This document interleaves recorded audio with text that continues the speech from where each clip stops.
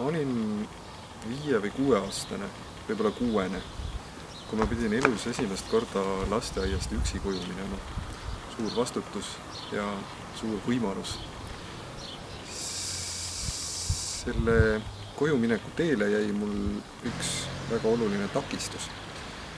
Meie lasteaia õue peal oli vaenlaste lumekindlus, sest see oli selline aeg, mitte selline ilus kevadine nagu praegu siin, vaid lausa südatalv, külm ja lumine. Ja loomulikult oli vaja see üksi minemise võimalus ära kasutada ja see vaenlaste kindlus ära lõhkuda. Ja nii ma siis tegin, ütlesin ilusasti viisakalt kõigile head aega, kasvatajale ka, panin riidesse ja hakkasin koju minema, aga tegelikult läksin lasteaia õuale ja lõhkusin seda kindlust. Ja koju ma tegelikult üksi ei jõudnudki, sest see lugu lõppes selles mõttes kuulsusetult, et ma muudkui lõhkusin ja lõhkusin senikaua, kuni murelik ema tuli mind lasteaeda otsima. Et kuhu see iseseisev poiss siis jäänud on, kes pidi üksi koju tulema. Ja see kodutee on üldse üks selline huvitav asi, et seal võib juhtuda väga palju põnevat. Seal võib näha igasuguseid huvitavaid asju. Seal saab joosta muidugi kiiresti ja kaugele, kui kodu on kaugel.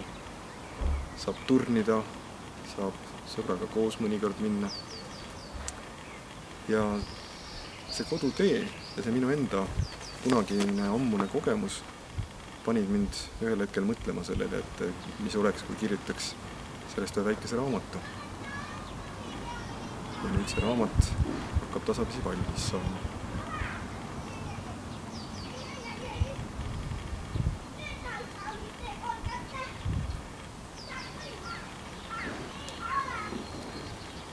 Ja vaadake, heade lasteraamatutega on minu arust küll niisugune lugu, et neid ei saa olla liiga palju.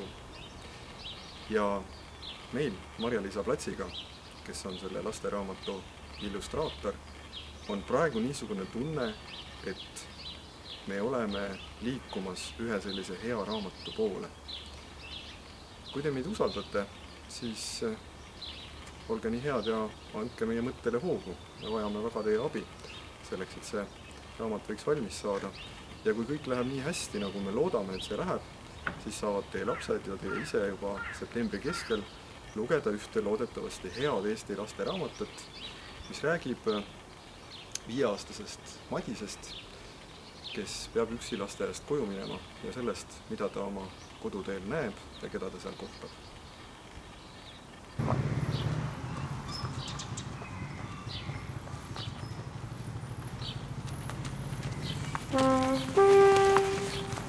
Thank you.